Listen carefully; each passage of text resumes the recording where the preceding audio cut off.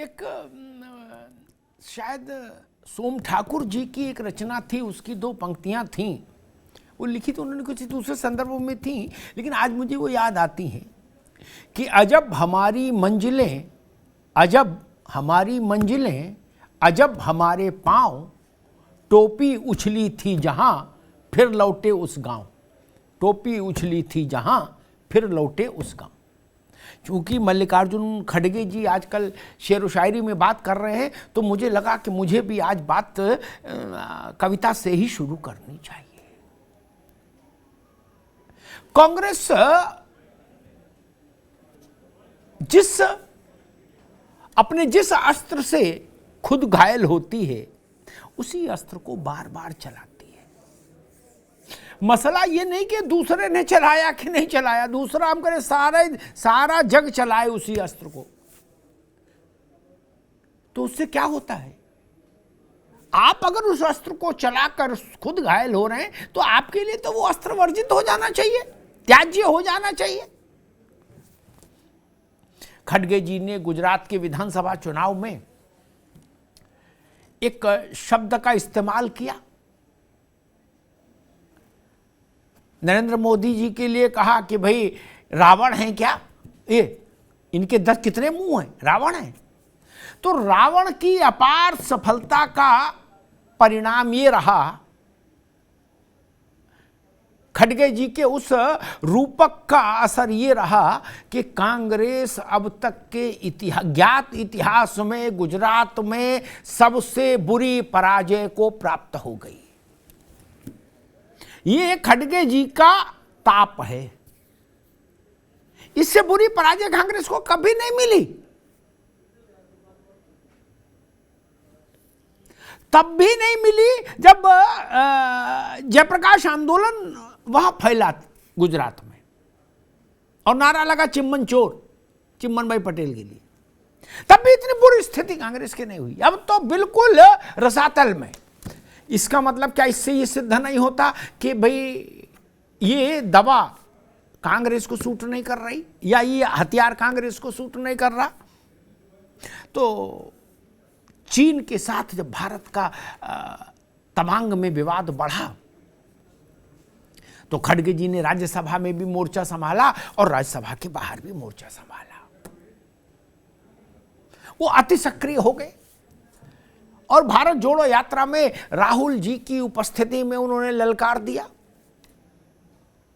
और कहा कि हमारी पार्टी से तो देश की आज़ादी और उसके देश के लिए शहादत देने में इंदिरा जी रहीं और राजीव जी रहे, लेकिन इसके घर से यानी मोदी के घर से तो कोई कुत्ता भी नहीं शहादत दिया। बताइए, ये चिड़ियाघर तक जाने की क्या जरूरत है भाई? ये बात अच्छे ढंग से भी कह सकते थे आप। आपको कांग्रेस के नेताओं की शहादत को गौरवान्वित करना था, ग्लोरीफाई करना था, तो वो सामान्य रूप से कर सकते थे। उसमें एक कुत्ता बिल्ली लाने की जरूरत नहीं थी। मसला ये नहीं कि मोदी को इसका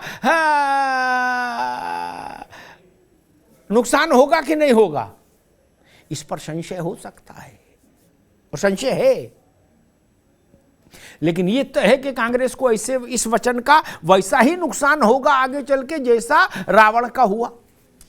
तो भाई ऐसा काम क्यों किए? आज राज्यसभा भी नहीं चल पाई, लोकसभा भी नहीं चल पाई, पिछले कुछ दिनों से नहीं चल रही। अब खड़गे जी कह रहे हम तो बाहर बोले थे, हाउस में तो हमने कहा नहीं कुत्ता, तो हाउस में क्यों? लेकिन मसला ये है कि कांग्रेस का ये चिंतन भी मुझे लगता है ठीक नहीं। कांग्रेस इस भ्रम से बाहर कब आएगी कि जो उसको एक है ना कि भाई देश में आजादी केवल हम लाए। इसमें दो तरह की मुझे लगता है वो हैं जो तथ्यात्मक नहीं है धारणाएं। एक तो जो आज कांग्रेस है वो तब कांग्रेस नहीं थी। जिस कांग्रेस के अध्यक्ष खड़गे जी हैं और जो कांग्रेस आजादी की लड़ाई के समय थी वो अलग है। तब कांग्रेस एक पार्टी से ज्यादा एक मंच था जिसमें देश के लगभग हर कोने से, हर विचारधारा के लोग थे। एक और दूसरा, जब कांग्रेस ये कहती है कि शहादत केवल हमने दी, कुर्बानी हमने दी, हमारी कुर्बानी से आज़ादी आई, गांधी नेहरू परिवार की कुर्बानी से आज़ादी आई, तो फिर वो शहीदों के साथ अन्याय करती है। वो खुदीराम बोस हो, वो बिस्मिल हो, वो चंद्रशेखर आज़ाद हो, वो भगत सिंह हो, और फिर वो नेताजी सुभाष चंद्र बोस की आज़ाद हिंद फौज के साथ भी अन्याय करती है। और फिर वो ऐसे लाखों लोगों के साथ अन्याय करती है जो कांग्रेस से सहमत नहीं थे, कांग्रेस के तंबू के नीचे नहीं थे, लेकिन आजादी के लिए कुर्बानी दे रहे थे। और ये तो ध्यान रखना चाहिए कि आजादी केवल नेहरू, मोतीलाल जी के सक्रिय होने और जवाहरलाल जी के सक्रिय होने के बाद की लड़ाई भर से तो नहीं आई। आजादी की लड़ाई सघन रूप से, छुटपुट तो छोड़ दीजिए, कब से चल रही, जब से अंग्रेज आए तभी से उनका विरोध भी चल रहा था, लेकिन सघन रूप से आजादी की लड़ाई भारत में 90 साल तो चली ना। 1857 पहला विद्रोह और उससे लेके 1947 तक। इसलिए सारा कुछ कांग्रेस के, सारी मालाएं कांग्रेस के गले में डाल देना आजादी की लड़ाई की श्रेय की, ये ठीक नहीं। और चुनाव नहीं है अभी तो कोई, मसला चीन के साथ तनाव का है, तो उसमें ये आजादी में शहादत किसकी बड़ी और किसकी छोटी, इसके लिए धर्म कांटा लगा के क्यों बैठ गए सब लोग? ये नापने का कोई, तौलने का समय है? और शहादतें कहीं तौली जाती हैं क्या? नहीं, शहादतें तो लोगों के मन में रहती हैं। वो जो कृतज्ञ राष्ट्र होता है उसके हृदय में रहती है सबकी तपस्या और शहादत के प्रति भाव। वो कहने से आएगा क्या? और जब हम कोई ये कहता है कि केवल हमने किया ऐसा, तो वो चीज उसके कद को छोटा करती है। मुझे लगता है कि ऐसे सारे बयान जो कांग्रेस के बड़े नेताओं ने कभी भी दिए हैं, वो सारे बयान भाजपा के लिए चक्रवृद्धि ब्याज वाले साबित हुए हैं। सामान्य ब्याज वाले भी नहीं, चक्रवृद्धि ब्याज वाले। भाजपा को उसका कई गुना बड़ा लाभांश अर्जित हुआ है। इसलिए मसला वो नहीं कि भाजपा को का मसला क्या है, क्या होगा। मसला ये है कि क्या राजनीतिक विमर्श को इस स्तर पर लाना चाहिए। लाभ, किसी का लाभ हो किसी का नुकसान हो, अलग विषय है। मेरी समझ में नहीं आता, जब हमको एक बात समझ में आ जाए कि भाई हम बंदूक चलाते हैं तो इसके दो परिणाम होते हैं। मान लो एक बार, दो बार, तीन बार अभ्यास कर ले आदमी, तो फिर नियम बन जाता है कि मेरा कंधा उतर जाता है हर बार है, और सामने वाले की उम्र बढ़ जाती मेरे गोली चलाने के बाद। ठीक, तो मैं बंदूक फिर तो नहीं चलाऊंगा कभी, नहीं ना, बौरा तो हूं नहीं। और फिर भी मैं आनंद बार बार वही काम करता रहूं। गुजरात में रावण की अपार सफलता आपने नहीं देखी? देखी। कांग्रेस अपने जीवन काल के सर्वाधिक न्यूनतम स्कोर पर खड़ी हो गई आके गुजरात में। क्या? सारी कसरत करने के बाद। भाजपा का क्या होगा छोड़ो, आप अपनी सेहत के बारे में चिंता क्यों नहीं करते? क्यों नहीं आप लोग आपस में बैठ के समझाते हो नेताओं को कि भाई ऐसा बवाल मत किया करो, इससे हम ही को नुकसान होता है। जो कुछ थोड़ी बहुत कहीं संभावना बनती वो भी खत्म हो जाती। अब ये चिड़ियाघर लिया है खड़गे साहब, बताइए, बता रहे कुत्ता। आपने की पार्टी ने कुर्बानी दी, इतना ही कह के भी बात खत्म हो सकती है। उसमें आपका नुकसान नहीं होता, ये तय है। अगर इतना बोल के रुक जाते, कुत्ता बोला तो फिर ये रावण वाले कैटेगरी में चला गया मामला। जब वक्त खराब हो तो ज्यादा भाव व्यंजना लक्षणा इसमें नहीं पड़ना चाहिए, ठंड रखनी चाहिए, है ना। जब वक्त खराब चल रहा हो तो थोड़ा कम बोलना चाहिए, और वो गलतियां तो नहीं दोहराना चाहिए जो हर गलती हमको नीचे पहुंचा चुकी है। वैसी गलती दोबारा नहीं दोहराना चाहिए ना। अभी आप सरसब्ज तो हो नहीं, अभी तो आप खुद ही बहुत, कांग्रेस अपने जीवन के सबसे खराब दौर से गुजर रही है। उसमें कुत्ता बिल्ली करते हो तो विलुप्त हो जाओगे थोड़े दिनों में। फिर तो कुत्ता बिल्ली करते करते नहीं। एक बात मैं कांग्रेस को कहूं, हालांकि ये बात मैंने बहुत बार जब ऐसा कोई विषय आया कांग्रेस के अलग अलग नेताओं से कही, आज फिर अरुणेश जी हैं तो कहता हूं, फिर आगे चलूंगा। ये कहना बंद करिए कि हम आजादी लाए। आज जो 24 अक्टूबर रोड में कांग्रेस चल रही, जिसके अध्यक्ष खड़गे जी हैं, ये थोड़ी ना आजादी लाई। और आप ही आजादी लिया तो सुभाष चंद्र बोस की सेना क्या कर रही थी? आजाद हिंद फौज। भगत सिंह का बलिदान कहां था? चंद्रशेखर आजाद का बलिदान क्या था? 1857 में बलिदान क्या था? किसी बात करते खड़गे? इतिहास तो पढ़ो। नहीं, अभी नहीं, बाद में आएंगे। अभी इतिहास नहीं पढ़ा आपने। कांग्रेस के मेंबर मोतीलाल नेहरू के अध्यक्ष काल में, जवाहरलाल जी के, इंदिरा गांधी के समय में, जब आजादी की लड़ाई चल रही थी, इन लोगों के से जुड़े लोग, कितने लोग फांसी पे चढ़े? नहीं, एक भी। कितने लोग ऐसे थे जिनको गोली मार दी अंग्रेजों ने? नहीं। कोई ऐसा था जिसको काला पानी भेज दिया अंग्रेजों ने? नहीं। अंग्रेजों ने ऐसा घेर लिया कि चंद्रशेखर आजाद की तरह गोली मारनी पड़ी किसी को? नहीं।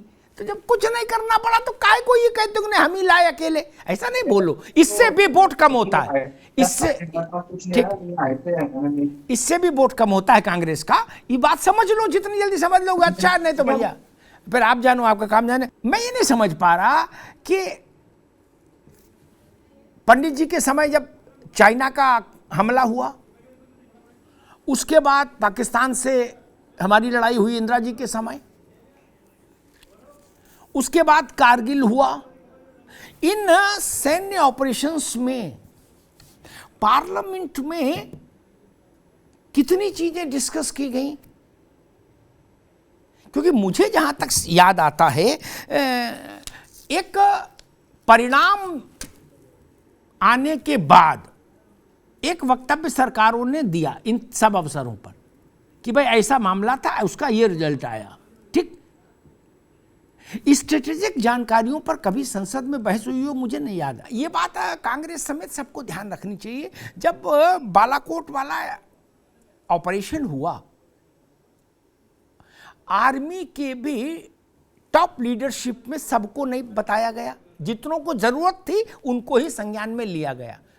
ठीक, सारे जितने मंत्री हैं भारत के, सबको नहीं पता था किसी को। क्या? NSA, prime minister, defence minister, that's all. ठीक, और जो लोग ऑपरेशन करने गए अरुण भाई, उनको भी नहीं बताया गया कि आपको कहां जाना है। ठीक, खड़गे जी कहते कि हमको बताओ। कैसी बात है भाई? ये कोई अंताक्षरी चल रही है कि ना हाँ, या कोई सिनेमा लगा बोले हम भी देखेंगे, नहीं दरवाजा खोलो हम देखेंगे? सिनेमा नहीं भैया, मामला गंभीर है। आप भी सरकार में होते तो आप भी अगर सब बताने लगते चौराहे पर तो मैं टोकता कि ऐसा नहीं करो प्रभु। ये तरीका थोड़ी ना, दुनिया में कहीं नहीं है। कल मैंने कहा था, ओबामा ने जब ऑपरेशन किया ओसामा बिन लादेन को मारने का, कितना बड़ा सूचना जारी की ओबामा ने पढ़ी थी, कुल जमा 8 लाइन। वहां कोई खड़गे नहीं था जो ये कहता ना हमको ओबामा की, अरे उसकी ओसामा बिन लादेन की लाश दिखाओ ले चल के। क्या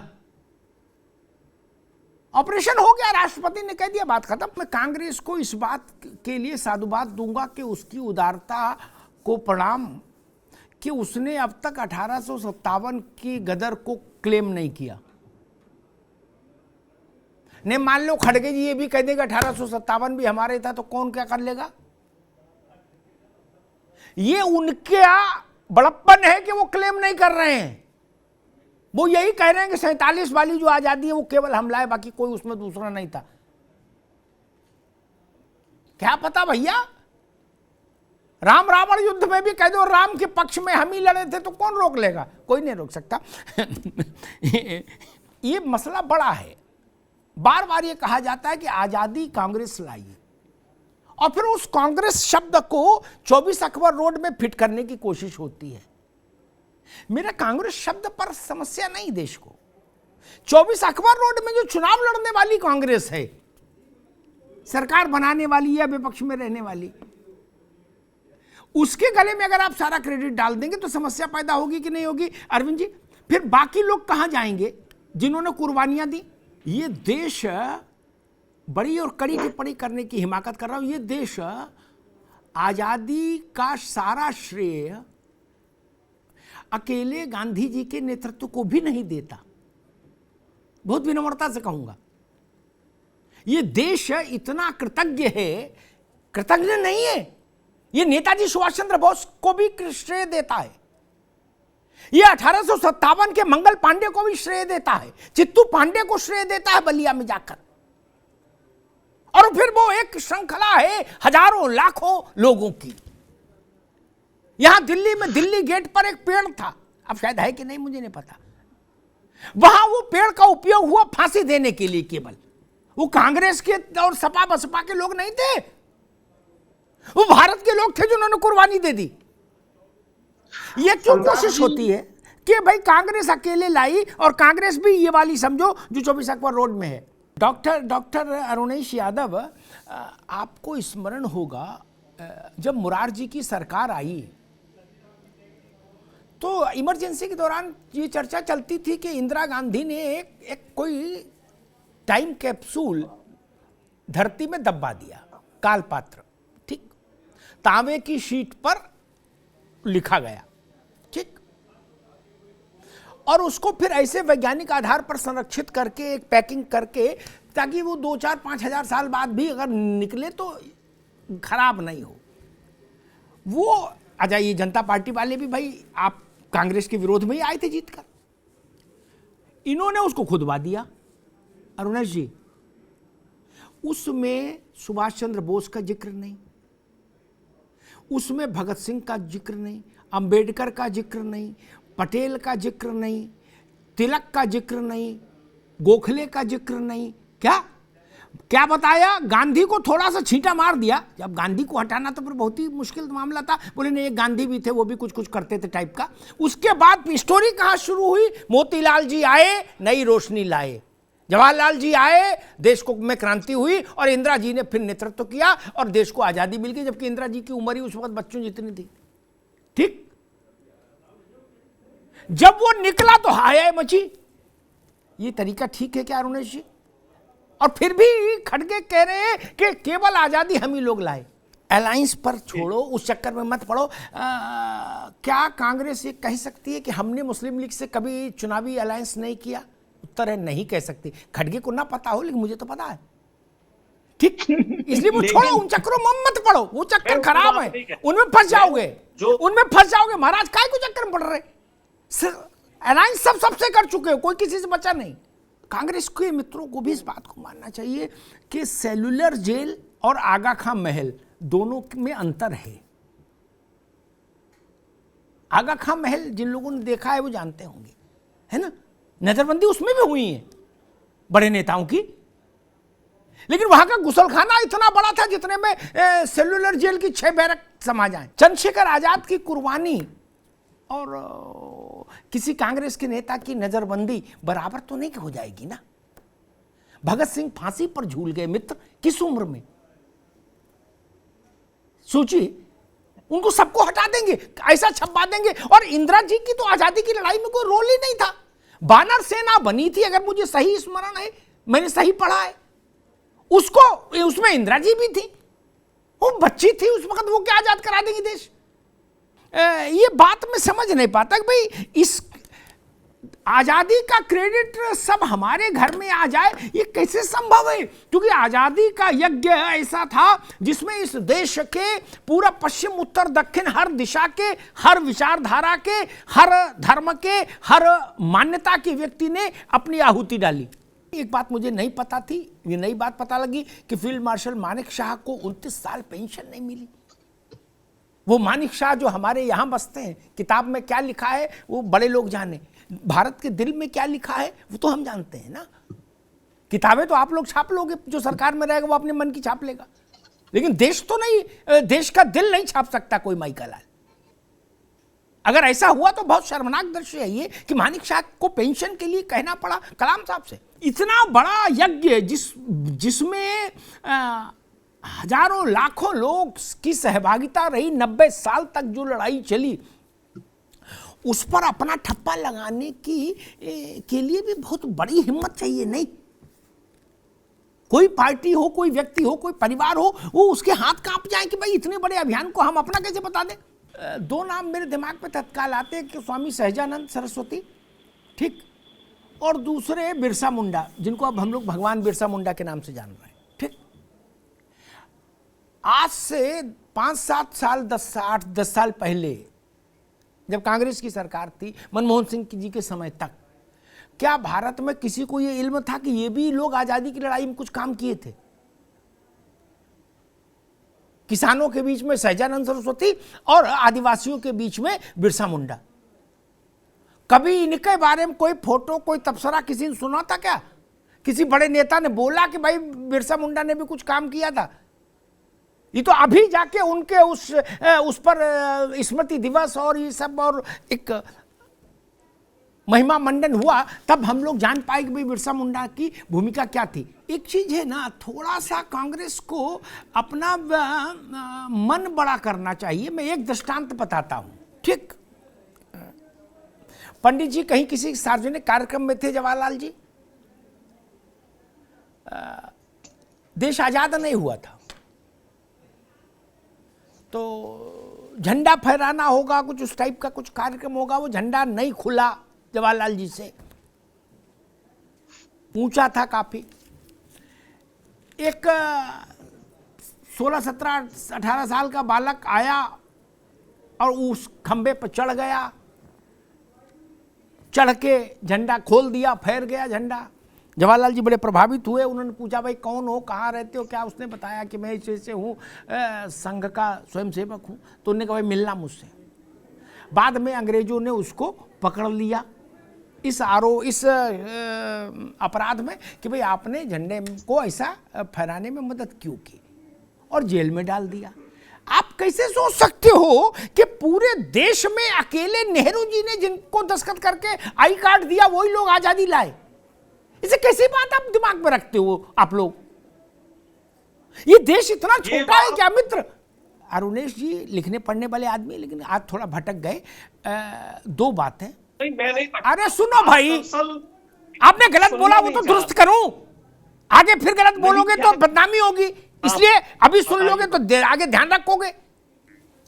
वाजपेयी को कैंसर नहीं था, किडनी की समस्या थी, जिसके लिए वो विदेश गए थे राजीव गांधी के समय में, ठीक। एक तो ये दुरुस्त कर लो। अरे भाई रुक जाओ, एक तो ये दुरुस्त कर लो। पढ़े लिखे आदमी प्रवक्ता हो तो कहीं दूसरी जगह बोलोगे, मजाक नहीं बनेगा, सोशल मीडिया पर ट्रोल हो जाओगे। उतना तो सीखो।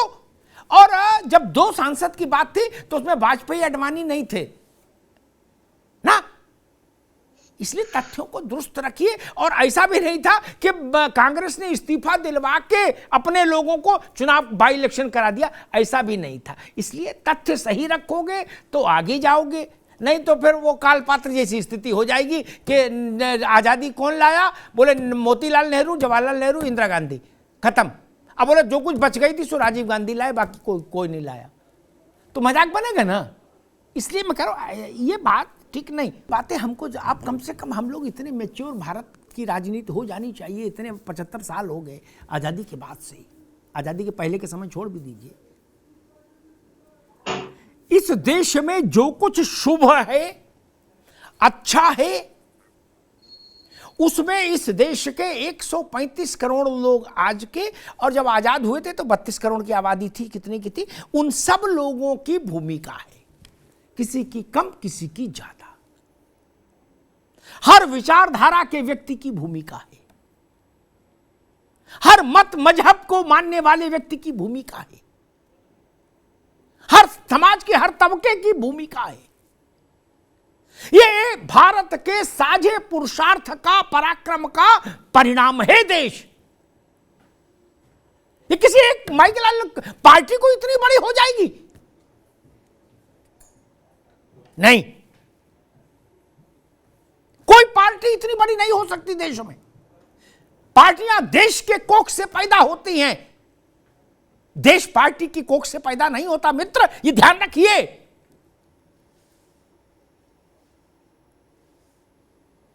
नेहरू परिवार की भूमिका है, कौन कहता नहीं है?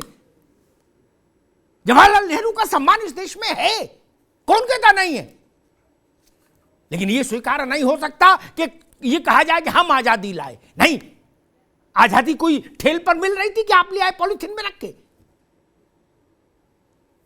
आजादी रक्त में नहाकर निकली है, रक्त में नहाकर भारत में, भजन कीर्तन से नहीं आई। लाखों लोग बलिदान हो गए, आत्माहुति हो गई, अपनी अपनी आहुति दे दी लाखों लोगों ने, तब आजादी आई इस देश में। मेरे लिए गांधी जी पूज्य तो मेरे लिए भगत सिंह भी पूज्य, मेरे लिए नेहरू जी पूज्य तो मेरे लिए सुभाष चंद्र बोस भी पूज्य। और वो तमाम अनाम लोग, अच्छी बात कही है कि मिश्रा जी ने, कोई गांव बता दो जहां ऐसी कहानी नहीं हो बलिदान की। उनका कांग्रेस से क्या लेना देना? नहीं ना। तब अंग्रेज गए, सारा श्रेय एक परिवार की टोकरी में डालने की कोशिश आपको हास्यास्पद बनाएगी। और मैं तो एक बात मानता हूं, कोई सरकार हो, भाजपा की हो चाहे कांग्रेस की हो, और चाहे बीच में औरों की भी रही, थर्ड फ्रंट की, वो भी, सरकारों की भूमिका देश के विकास में बहुत बड़ी हो, निर्णायक हो, ऐसा मैं नहीं मानता। हो सकता मैं गलत हूं। यह देश के लोगों की जिजीविषा और संघर्ष करने की क्षमता पर निर्भर करता है, उनके बुद्धि और विवेक पर निर्भर करता है। आदमी आगे की ओर ही चलता है। मेरे बाबा कभी ट्रेन पर नहीं बैठे थे अंग्रेजों के जमाने में, ठीक। हमारे पिताजी ट्रेन में भी बैठे, कार में नहीं चले, ठीक, जहाज में नहीं बैठे। हम कार पर भी चल लिए, जहाज में भी चल लिए। ये विकास हुआ ना, हुआ ना। पहले उद्यमशीलता सीमित थी तो विकास सीमित था, उद्यमशीलता बढ़ी तो विकास अनंत हो गया। ये मानकर चलिए। कांग्रेस भाजपा को चिड़ियाघर से चुन के रोज एक प्रतीक दे, कभी कुत्ता कभी बिल्ली, जो मन में आए बताए, वो कांग्रेस जाने। भाजपा उसका उत्तर देने में सक्षम है, उत्तर देगी। लेकिन राजनीति के विमर्श का स्तर गिरता है, ये जान लीजिए। कोई छोटी पार्टी करे तो समझ में आता है। मैं अरुणेश जी से कहूंगा, आप बहुत बड़ी पार्टी है कांग्रेस, आज उसके ग्रह खराब है, ठीक है, लेकिन इतिहास तो है ना उसके पास। उसके मुंह से ये सब बातें अच्छी नहीं लगती। कुत्ता बिल्ली क्या बोल रहे हो? एक वक्त था आजादी से पहले का, गोपाल जी, जब कांग्रेस के अध्यक्ष को राष्ट्रपति कहा जाता था। सोचिए, उस कुर्सी पर खड़गे जी विराजमान है और क्या बोल रहे हैं, अल्लबल। ये भाजपा को तो लाभ की स्थिति है, इसलिए भाजपा की तरफ पैर भी नहीं है। मेरी चिंता कांग्रेस की है, क्योंकि भारत में विपक्ष भी रहना चाहिए, लोकतंत्र में विपक्ष रहना चाहिए। लेकिन ऐसी स्थितियों से मुझे डर लगता है बार बार कि विपक्ष के का ये जो दिया है, ये इसकी लुप धुम हो रही है। इसकी ज्योति कहां पर रही है ज्योति? क्योंकि आप ऐसी ऐसी बात बोल देते हो। बाहर रावण बोलने की क्या जरूरत थी? फिर अरुणेश जी को सामने करते हो, वो कहते हैं नहीं देखिए, उनको बेनिफिट ऑफ डाउट दीजिए, वो दक्षिण के हैं, वो वहाँ के हैं, यहाँ के हैं, वो हिंदी नहीं जानते इसलिए रावण बोल दी। अच्छा जी, तो कुत्ता तो जानते हैं, कुत्ता क्यों बोले? इसमें तो पूरा पश्चिम उत्तर दक्षिण सब लोग कुत्ता को जानते हैं। कल वो लोमड़ी बोलेंगे तो फिर आप आ जाओगे, नहीं देखिए वो लोमड़ी तक नहीं गए थे, कुत्ता तक गए थे। क्या मतलब है इन बातों को? मैंने कहा कोई चिंटू पिंटू बोले उसको आप साइड लाइन कर सकते हो, निकाल सकते हो, नोटिस दे सकते हो। ये तो दूल्हा है आपकी पार्टी की, इनका क्या करोगे? इन्हें तो नोटिस नहीं दे सकते ना। अरुणेश यादव ने कहा होता, नोटिस हो जाता कि भाई ठीक है, इनको निकाल दिया पार्टी से, बाद में 2 महीने बाद रख लेते फिर। लेकिन इनका क्या करोगे? ये लोकतंत्र के लिए भी शुभ नहीं। इंदिरा जी के समय में जो आप देखिए इमरजेंसी लगी, वो देश के लिए, दुनिया के लिए बहुत गंभीर विषय घटनाक्रम है, मैं उस पर डिटेल में नहीं जाऊंगा। लेकिन इमरजेंसी से पहले की इंदिरा गांधी, उनको लेकर विपक्ष किस तरह की भाषा का इस्तेमाल करता था, सोचिए। पंडित जी के लिए किस तरह की भाषा का इस्तेमाल होता है। भारत का प्रधानमंत्री भारत का माथा होता है। आपको नापसंद हो सकता है, इससे फर्क नहीं पड़ता, लेकिन भारत का माथा होता है वो। उसका सामान्य सम्मान तो रखिए, राजनीतिक विरोध चलेगा। अटल बिहारी वाजपेयी से सीखना चाहिए, नरेंद्र तिवारी से सीखना चाहिए भाषा का सौष्ठव। कि जरूरी है गंदी बात करें तभी बात आएगी, में जान आएगी। अभद्र बात हो तभी जान आएगी। भाषण में चिड़ियाघर ले आओ तभी जान आएगी, नहीं। अच्छी बात कह के भी ऋग्वेद में ऋषियों ने मंत्रों के समूह को सूक्त कहा है। अरविंद जी, सूक्त का अर्थ हुआ मंत्रों का समूह को सूक्त का, और सूक्त का अर्थ हुआ सुंदर उक्ति, यानी सुंदर कथन, यानी कथन हो सुंदर हो, उसमें लालित्य हो, उसमें सौष्ठव हो, उसमें स्निग्धता हो, उसमें कड़वापन नहीं हो। यह ऋग्वेद के समय से भारत की परंपरा है मित्र। सत्यम ब्रूयात प्रियम ब्रूयात, सत्य बोलिए लेकिन प्रिय बोलिए। मुझे याद है, मैं शायद नाम भूल रहा हूं, एक बार पार्लियामेंट का एक दृश्य हुआ, अरुण जी काम आएगा हम सब के। उसमें किसी वक्ता ने कहा, बड़े वक्ता ने कहा कि इस जो विपक्ष के सांसद हैं या आधे सांसद हैं वो झूठ बोल रहे हैं किसी विषय पर। तो बवाल मच गया। क्या? उन्होंने कहा, अध्यक्ष महोदय मैं अपने वाक्य में संशोधन करना चाहता हूं, मुझे समझ गया गलती हो गई। बोले मैं कह रहा हूं कि इस सदन में आधे ही सांसद सत्य के साथ खड़े हैं। बात आ गई ना, कुत्ता बिल्ली बनाने की जरूरत नहीं पड़ी। इसलिए, और इंदिरा जी जब 71 की लड़ाई का विषय आया था, मानिक शाह का आज स्मरण आया, गोपाल जी ने कहा, तो मैं कहूँगा उस वक्त इंदिरा जी के लिए क्या क्या कहा गया इस देश में। जब 71 की लड़ाई भारत ने जीती, उससे बड़ा सम्मान किसी को मिल सकता है क्या? ये भारत के लोक जीवन की परंपरा थी। मैं चाहूँगा इस लोक जीवन की परंपरा को कायम रखा जाए। सरकारें आएंगी जाएंगी, चुनाव होगा तो जय पराजय भी होगी, लेकिन देश का मन नहीं टूटना चाहिए, देश की आत्मा व्यथित नहीं होनी चाहिए। ये हम सबकी जिम्मेदारी है। धन्यवाद।